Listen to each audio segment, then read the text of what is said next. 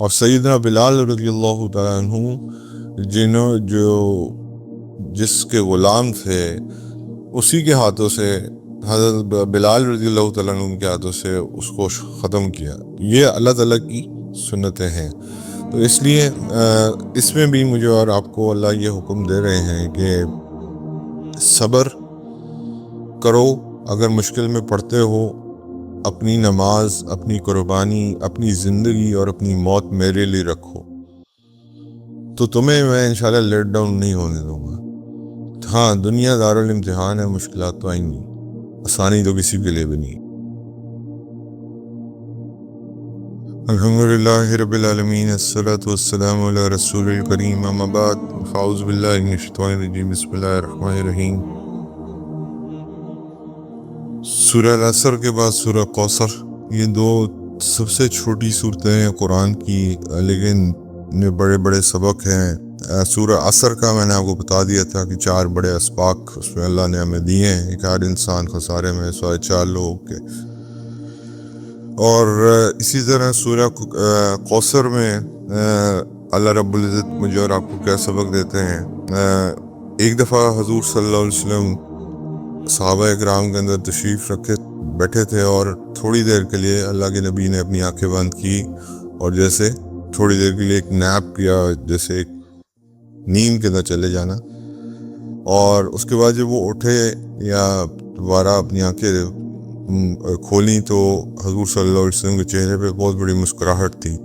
صحابہ نے پوچھا یا رسول اللہ کیا ہوا؟ تو انہوں نے کہا کہ اللہ نے مجھے کوثر عطا کی، اور پھر یہ آیات پڑھی، ان اعطیناک الکوثر اور فصلی لربک وانحر ان شانئک هو الابتر۔ تو صحابہ نے پوچھا کوثر کیا ہے؟ واٹ از کوثر؟ تو انہوں نے کہا کہ کوثر ایک دریا ہے، ایک دریا ہے جس کے پتھر لو کے ہیں، یعنی کہ لو کی جو آپ پڑھتے ہیں کہ ڈائمنڈز کے ٹائپ کے پتھر ہیں، جیمز کے شکل کے پتھر ہیں، جس کی جو نیچے فرش ہے وہ مشک کا ہے، اور اس کے اوپر ایک دریا چل رہا ہے، اور وہ دریا جو ہے وہ بیسیکلی اس کے بارے میں آتا ہے کہ کوثر جو ہے اس کا دریا جو ہے وہ پانی اس کا شہد سے میٹھا ہے اور دودھ سے سفید ہے۔ تو یہ کوثر کی کچھ بیسک نشانیاں ہیں۔ یہ تو اللہ کے نبی نے حضور صلی اللہ علیہ وسلم کو خبر دی۔ پھر جب حضور صلی اللہ علیہ وسلم معراج پہ تشریف لے کے گئے تو انہوں نے جب اس دریا کو دیکھا تو انہوں نے حضرت جبرائیل علیہ السلام سے پوچھا کہ یہ دریا کیا ہے؟ تو حضرت جبرائیل علیہ السلام نے فرمایا کہ یہ وہی دریا ہے جس کا اللہ نے آپ سے وعدہ کیا ہے، یعنی کوثر۔ تو حضور صلی اللہ علیہ وسلم پھر اس کا مشاہدہ خود اپنی آنکھوں سے کیا، اور بیسیکلی یہ وہ حوض ہے جس پہ نبی کریم صلی اللہ علیہ وسلم پل صراط سے گزرنے کے بعد اپنے امتیوں کا انتظار کریں گے۔ اس کے اوپر گلاسز لگے ہوئے ہیں، اور جو حدیث میں جس کا مفہوم تھا کہ اس کے گلاسز اتنے زیادہ ہیں جیسے ستاروں کی مانند سے بھی زیادہ اس کے اوپر صرف گلاسز لگے ہوئے ہیں۔ لیکن کچھ بد نصیب ایسے بھی ہیں کہ وہ جب اس کے پاس لائے جائیں گے اور ان کو فرشتے روک دیں گے، اور نبی کریم صلی اللہ علیہ وسلم جب فرشتوں سے پوچھیں گے کہ یہ کون لوگ ہیں، تو انہوں نے یہ تو میرے امتی ہیں، حالانکہ یہاں تک کہا گیا کہ ان کے جو وضو کے اعضاء ہیں وہ چمک رہے ہوں گے۔ حضور صلی اللہ علیہ وسلم کو فرشتے بتائیں گے یہ وہ لوگ ہیں جنہوں نے آپ کے جانے کے بعد آپ کے دین میں اضافہ کیا یا کوئی کمی کر دی، یا پھر آپ کے دین کی جو پوری کی پوری جو آپ نے دین پہنچایا تھا اس میں چینجز کر دی اور اس سے پھر گئے۔ نماز تو پڑھتے تھے، اعضائے وضو چمک رہے ہیں، لیکن بدعتی بن گئے۔ تو اللہ کے نبی صلی اللہ علیہ وسلم فرمائیں گے ان کو میری آنکھوں سے دور کر دو، یعنی کہ پھر حضور صلی اللہ علیہ وسلم بھی حکم فرما دیں گے ان کو میری آنکھوں سے دور کر دو۔ تو اللہ ان بد نصیبوں میں سے اللہ تعالی ہمیں بچائے، اور اس حوض کوثر کا پل صراط کے جیسے خوفناک برج کے بعد پانی پینا نصیب فرمائے۔ سب سے بڑی بات، صحابہ پوچھتے تھے رسول اللہ صلی اللہ علیہ وسلم سے کہ یا رسول اللہ جب آپ چلے جائیں گے تو آپ تو بہت اونچے مرتبوں پہ چلے جائیں گے، وہاں کو کہاں ڈھونڈیں گے؟ حالانکہ صحابہ حضور کے ساتھ ہی ہیں، اور ان کو یہ تھا کہ حضور تو پتہ نہیں پھر ہمیں دوبارہ جنت میں ملیں گے نہیں ملیں گے، تو حضور صلی اللہ علیہ وسلم نے کچھ جگہیں بتائیں کہ مجھے یہاں ڈھونڈنا. ایک صراط کا برج بتایا کہ میں وہاں انتظار کروں گا، اور ایک حوض کوثر بتائی، یعنی کہ ادھر میں آپ کو ملوں گا، یعنی کہ جگہ بتا دیں، آئیڈینٹیفائی کر دیں کہ یہ وہ جگہیں ہیں جہاں پہ میں یو ول فائنڈ می. تو نبی کریم صلی اللہ علیہ وسلم ادھر انتظار کریں گے اپنی صرف صحابہ کرام کا نہیں، اپنے امتیوں کا بھی، جو نیک لوگ ہیں، جو اللہ سے ڈرنے والے ہیں اور جو جنت میں جانے والے ہیں. بیسیکلی اس کا مقصد کیا ہے؟ اللہ رب العزت فرماتے ہیں اِنَّا أَعْطَيْنَاكَ الْكَوْثَرَ، بے شک ہم نے اے محمد صلی اللہ علیہ وسلم آپ کو کوثر عطا فرمائی ہے. It's a gift from Allah to prophet صلی اللہ علیہ وسلم. یعنی کہ جب اللہ کوئی تحفہ دیتا ہے تو آپ سوچیں کہ اس کی تحفہ اس کی شان کے مطابق ہوتا ہے. میں اور آپ صرف امیجنیشن میں امیجن کر سکتے ہیں کہ یہ کیسا دریا ہے. اللہ جب اس کو دکھائے گا ہمیں تو پھر اس سے ہمیں سمجھ آئے گی اصل میں یہ کیا چیز ہے. فَصَلِّ لِرَبِّكَ وَانْحَرْ، اور پھر اللہ تعالیٰ ان کو کہتے ہیں کہ آپ بس نماز پڑھیے اور اللہ کے لیے قربانی کیجیے. یہاں پہ نہر کا حکم آتا ہے. یوم نہر جو ہمارا 10 ذی الحج ہے اس دن ہوتا ہے، آپ کو پتہ ہے، اور اللہ نے یہاں پہ حکم فرمایا ہے کہ آپ نماز کو قائم کریں اور میرے لیے قربانی کریں، یعنی کہ جو نماز ہے وہ بھی خالصتاً میرے لیے ہو اور جو قربانی ہے وہ بھی خالصتاً میرے لیے ہو.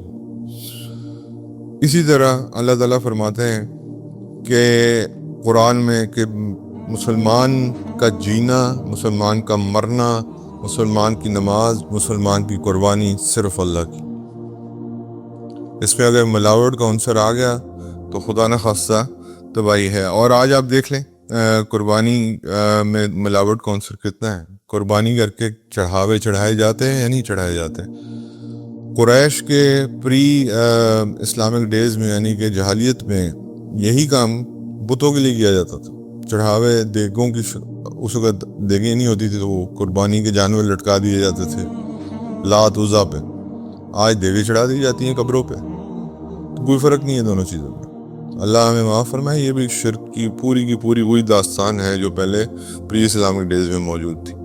تو اس لیے نماز ایک ایسا عمل ہے جس میں آپ کو پتہ ہے کہ لوگ مجھے دیکھ رہے ہیں، اور اجتماعیت کی وہ ہے عمل ہے. اس لیے خدا کے لیے اس میں یہ اپنی اخلاص اور اپنی نیت کو درست رکھیں گے. نماز صرف اللہ کے لیے ہے. حضور کو بیسکلی اللہ حکم دے رہے ہیں اور پھر حضور کے ذریعے امت کا حکم ہے. اور پھر اسی طرح قربانی جب آپ کر رہے ہیں، آپ کی 100% یہ نیت ہو کہ میری قربانی صرف اللہ رب العزت کے لیے ہے اور میں کسی کو خوش کرنے کے لیے نہیں کر رہا، نہ میرا کوئی اور مقصد ہے. کیونکہ اللہ خود فرماتے ہیں نہ تو تمہارا قربانی کا خون یا گوشت میرے تک پہنچتا ہے، تمہارا تقویٰ میرے تک پہنچتا ہے. تو اللہ کے پاس تو تقویٰ پہنچ رہا ہے. آپ کتنی بڑی قربانی کر سکتے ہیں جتنی استطاعت ہے، لیکن اگر آپ دکھاوے کے لیے کر رہے ہیں تو اس کا کوئی مقصد نہیں ہے، وہ ادھر کا ادھر ہی ضائع ہوتا ہے. اسی طرح نماز، اگر آپ دماغ میں یہ خیال آ گیا وہ مجھے نماز پڑھتا ہوا دیکھ رہا ہے، ادھر کا ادھر ہی یہ خیال آ جائے، تباہ کر دے گا آپ کی نماز کو. معاذ اللہ، وہی نماز کالے کپڑے میں لپیٹ کے منہ میں مار دی جاتی. اور پھر اللہ نے آگے فرمایا ان شأنک هو الابتر. ابتر کا مطلب ہوتا ہے کٹ آف، یعنی اگر انگریزی میں اس کو ہم دیکھیں تو اس کا ایگزیکٹ مطلب ہے کٹ آف، یعنی کہ ایک سلسلہ ختم ہو گیا. بے شک آپ کا دشمن ہی بے نام و نشان رہے گا. حضور صلی اللہ علیہ وسلم کو آپ کو پتہ ہے کہ مشکلات کا سامنا کرنا پڑتا تھا. جب حضور تبلیغ اور دعوت و تبلیغ کرتے تھے تو قسم کے تانے نعوذ باللہ حضور صلی اللہ علیہ وسلم کو دیے جاتے تھے. معاذ اللہ جادوگر کہا گیا، معاذ اللہ شاعر کہا گیا، معاذ اللہ کاہن کہا گیا، معاذ اللہ پتہ نہیں کیا آپ کے سامنے ایک کہنا اسپیسیفکلی اور دیا جاتا تھا. کیونکہ حضور صلی اللہ علیہ وسلم کے جو بیٹے تھے، حضرت قاسم، حضرت ابراہیم اور حضرت عبداللہ، یہ تینوں اللہ نے واپس لے لیے. اور جب یہ واپس لے لیے تو قریش کو بڑا فخر تھا اپنے بیٹوں پہ. وہ سمجھتے تھے کہ پروجنی یا جو جو ہے نا ہماری نسل ہے یا ہماری پہچان جو ہے وہ ہمارے بیٹوں سے ہوگی. حالانکہ آج مجھے آپ بتا دیں کہ آپ میں سے یا مجھے اپنے پردادا کا نام نہیں پتا. کون سی نسل, کون سی پروجینی, کہ مجھے اپنے پردادا کا نام ہی نہیں پتا. مجھے تو یہ بھی نہیں پتا کہ میرے بلڈ لائن میں کون سے وہ نیک انسان تھا جو مسلمان ہوا ہوگا, کہ ہم تو ہندوؤں میں رہتے تھے نا. تو اس ایک نیک بندے کی وجہ سے وہ نسل آگے بچ گئی اور مسلمان ہو گئی, اور اللہ رب العزت نے اس پوری نسل کو شرک سے جو اس سے بچا لیا. کم از کم مسلمان تو کر دیا. اب وہ مسلمان ہم کیسے ہیں وہ ہمارا اپنا مسئلہ ہے, لیکن اللہ تعالیٰ نے تو اپنی نعمت ہم پہ مکمل کر دی. تو حضور صلی اللہ علیہ وسلم کو یہ تانا دیا گیا کہ معاذ اللہ از کٹ آف, یعنی کہ ابتر, یعنی کہ معاذ اللہ سما معاذ اللہ کہ حضور صلی اللہ علیہ وسلم کا نام لیوا کوئی نہیں بچے, کیونکہ ان کی پروجنی یعنی کہ ان کی آگے نسل ہی نہیں چل رہی. اب نسل میں آگے انہوں نے کیا کیا کوششیں نہیں کی. چلے پہلے میں آپ کو یہ قریش کا قصہ سنا دوں. آپ مجھے بتائیں, ابو جہل کے بیٹے کون تھے؟ اکرمہ, جو کہ پہلے بدترین دشمن تھے مسلمانوں کے اور بعد میں جرنیل بنے اسلام کے. وہی ابو جہل کیا اگر زندہ ہوتا ہے حضرت اکرمہ رضی اللہ تعالیٰ عنہ کو اون کرتا؟ کبھی بھی نہ کرتا, کیونکہ اس کو پتا تھا کہ اس کے دین سے حضرت اکرمہ پھر چکے ہیں. خالد بن ولید رضی اللہ تعالیٰ عنہ کے والد کون تھے؟ ولید بن مغیرہ. اگر ولید بن مغیرہ زندہ ہوتا اور وہ خالد بن ولید کو رضی اللہ تعالیٰ عنہ کو مسلمانوں کا سپہ سالار دکھتا تو کیا وہ برداشت کر پاتا؟ ڈسون کر دیتا. نوح علیہ السلام نے کیوں ڈسون کیا اپنے بیٹے کو؟ تو بیٹا ہونا کوئی بڑی نعمت نہیں ہے unless and until کہ بیٹا اللہ کا فرما بردار ہو.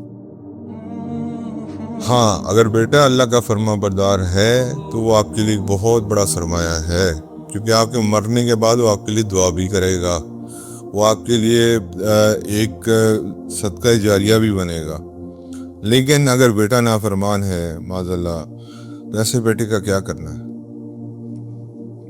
تو اس لیے آج مجھے آپ خود بتا دیں کہ یہ جتنے لوگ تھے, ولید ابن مغیرہ, یہ ابو جہل, ابو لہب, یہ سگا چچا ہوتے ہوئے یہ تانے دیتا تھا, بے شرم آدمی یہ تانے دیتا تھا نبی کریم صلی اللہ علیہ وسلم کو. اس نے تو اتنی تکلیف پہنچائی کہ نبی کریم صلی اللہ علیہ وسلم کی 2 بیٹیاں اس کے گھر میں تھیں, ان کو ڈیورس کروایا اور تکلیف پہنچائے کیا. اور لیکن کدھر ہے آج؟ ویئر از دا گریو آف ابو لہب, ویئر از دا گریو آف ابو جہل؟ وہ کوڑا دان ہے, لوگ کہتے ہیں کہ شاید اس کی قبر ہے, واللہ عالم, لیکن ویئر از دا گریو؟ کدھر ہیں ان لوگ گریوز؟ کہاں ہیں؟ آپ جانتے ہیں ان لوگوں کو؟ اور آج تک لوگ, ابو جہل کا اصل نام کیا تھا؟ عمر بن ہشام, ٹھیک ہے, لیکن کتنے لوگ اس کو آپ پوچھ لیں جا کے اس وقت کہ اصل میں ابو جہل کو عمر بن ہشام کے نام سے کتنے لوگ جانتے؟ یا ابو الحکم اس کا کنیت تھی, کتنے لوگ جانتے ہیں اس کو؟ سارے اس کو ابو جہل کے نام سے جانتے ہیں. اللہ نے نام اس کا اگر زندہ رکھا ہے تو یہ جاہلوں کا باپ.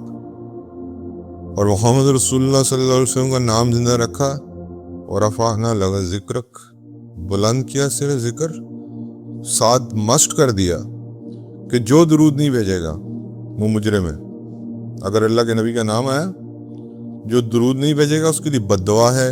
کس کے لیے؟ حضرت جبرائیل کی بد دعا ہے کہ جو آپ کے نام کے سامنے آپ کا نام آئے اور آپ درود نہ بھیجے, اللہ اس کو خاک آلود کرے. حضور نے آمین کا, حضور کا نام لیتے ہوئے میرے اور آپ کے اوپر واجب ہے کہ ایک دفعہ درود بھیجنا واجب ہے. ایک دفعہ, جتنی دفعہ بھیجیں گے اتنا ثواب ہے, لیکن واجب کر دیا اللہ نے کہ, اور پھر قرآن میں فرما دیا کہ جب میں اور میرے فرشتے درود بھیجتے تو تم ایمان والو تم بھی اللہ کے نبی پہ درود بھیجا کرو. تو یہ ہے اللہ تعالیٰ کا حکم. اللہ تعالیٰ نے کہا یہ اللہ نے پھر پورا کیا کہ بے شک تو آپ کا دشمن بے نام نشان ہوگا. اور آج پھر اس کے بعد حضور صلی اللہ علیہ وسلم کی پروجنی کو ختم کرنے کی کوشش کی گئی. حضرت حسن رضی اللہ تعالیٰ عنہ کو زہر دے کے شہید کر دیا گیا. حسین رضی اللہ تعالیٰ عنہ کو میدان کربلا میں عجیب ظلم کی انتہا کر کے پورا خاندان شہید کرنے کی کوشش کی, لیکن اللہ نے جب بچانا ہوتا ہے تو اللہ بچا لیتے ہیں. زین العابدین کو بچایا نہیں بچایا اللہ نے, اور پھر ان سے نسل چلی ہے نہیں چلی. یا جو سید ہیں کس کی نسل سے ہیں؟ حضرت زین العابدین کی نسل سے. تو اللہ نے جب پروجنی کو اللہ نے سیو کرنا ہے, جیسے نبی کریم صلی اللہ علیہ وسلم فرماتے تھے میری پروجنی کو اللہ نے سیو کیا. آدم علیہ السلام سے لے کے میرے تک اللہ تعالیٰ نے کوئی ایک عورت اور ایک مرد نہیں پیدا کیے جو میری بلڈ لائن میں آتے ہو جنہوں نے زنا کیا ہو. ایسی پروجنی سیو کی, بلڈ لائن کو ایسے سیو کیا. تو یہ اللہ کرنے والے ہوتے ہیں, انسان کچھ نہیں کر سکتا. یہ جو لوگ سمجھتے ہیں کہ ہمارے بیٹے ہیں اور یہ ہمارے بڑے کل کو کام آئیں گے, یا ہمارے پاس مال ہے یہ ہمارے بڑے کام آئیں گے, یہ لوگوں کا خیال ہے. اور پھر آپ کو پتہ ہی ہے آج آپ کے سامنے مسئلے مسائل آپ خود بھی سنتے ہیں, خود بھی دیکھتے ہیں, خود فیس بھی کرتے ہو سکتا ہے گھروں میں, کہ بیٹوں کی وجہ سے کتنی مصیبتیں لوگوں کو جھیلنی پڑی.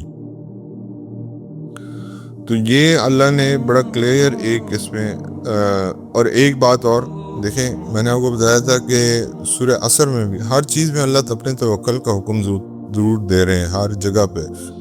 اس میں بھی اللہ رب العزت یہ فرما رہے ہیں کہ آپ کا کام صرف یہ کہ آپ نماز پڑھیں اور آپ قربانی کریں, یعنی کہ یو جسٹ پٹ یور توکل آن می.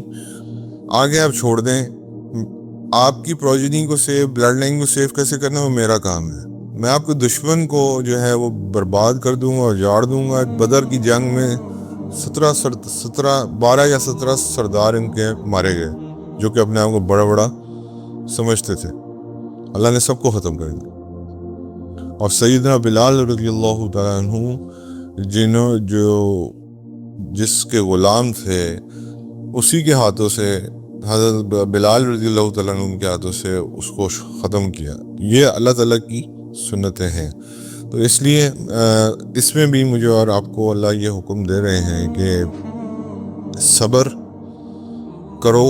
اگر مشکل میں پڑتے ہو, اپنی نماز, اپنی قربانی, اپنی زندگی اور اپنی موت میرے لیے رکھو, تو تمہیں میں انشاءاللہ لیٹ ڈاؤن نہیں ہونے دوں گا. ہاں دنیا دارالامتحان ہے, مشکلات تو آئیں گی, آسانی تو کسی کے لیے بھی نہیں. میں نے ابھی 40 سال کی زندگی گزاری, مجھے لگتا ہے پتہ نہیں کتنی ہم لوگوں نے لمبی زندگی گزار دی, تھک گئے ہیں. تو میرے بھائی حضرت نوح علیہ السلام نے 9 سال صرف تبلیغ کی ہے, باقی زندگی تو چھوڑ دیں. اور جب آپ کو بتایا ہی تھا میں نے کہ جب ان سے حضرت اسرائیل نے پوچھا تو انہوں نے بس اتنی جواب دیا کہ مجھے ایسا لگا جیسے میں ایک گھر کے دروازے سے انٹر ہوں اور دوسرے سے باہر چلا گیا ہوں. یعنی کہ جب بعد میں مجھے اپنی زندگی اتنی نظر آتی. تو اللہ پہ توکل جس کا ہوگا, اللہ تعالیٰ اس کے دشمن کو انشاءاللہ بے نام و نشان کریں گے. اللہ کے لیے اگر ہماری نمازیں ہوں گی تو انشاءاللہ ہمارے دشمن کو اللہ بے نام و نشان کریں گے. قربانی ہماری اللہ کے لیے ہوگی تو اللہ ہمارے دشمن کو ہی بے نام و نشان کریں گے. ہمارا جینا اور ہمارا مرنا اگر اللہ کے لیے ہوگا تو اللہ تعالیٰ ہمارے دشمن کو ہی بے نام و نشان کریں گے. یہ سبق سورہ کوثر دیتی ہے. اور دوسری جو اس میں اللہ تعالیٰ نے مجھے اور آپ کو خوشخبری دی ہے کہ اگر تم نیک ہو اور اگر تم پل صراط کراس کر جاتے ہو تو کوثر کا جام تمہیں بلایا جائے گا. اللہ تعالیٰ ہمیں اس خوفناک ترین برج سے خیر و عافیت سے گزرنے کی توفیق عطا فرمائے. ہر انسان نے گزرنا ہے, ایون کہ انبیاء نے بھی گزرنا ہے, لیکن کیونکہ وہ اللہ کے بڑے رتبوں پہ فائز ہیں ان کے لیے وہ آسان ہوگا. اب میرے جیسے مسلمان کے لیے کوئی رینگ کے گزرے گا, خدا نہ خاصہ گر جائے گا. تو جب پل صراط سامنے آئے گی نا اس وقت پھر ہوش اڑیں گے, ابھی تو کچھ بھی نہیں. اللہ نے بتا تو دیا ہے کہ وہ پل صراط جو ہے وہ بال سے ہلکی اور تلوار سے تیز، یہ ایسی خطرناک برج ہے، اور نیچے دوزخ ہے، اور نیچے آپ کو عذاب بھی نظر آ رہے ہیں، اور اس پل صراط کو کراس کر کے آپ نے you have to go cross to the جنہ. تو اللہ ہی لے کے جا سکتے ہیں میرے بھائی، میری اور آپ کی اوقات نہیں. اللہ عمل کی توفیق عطا فرمائے.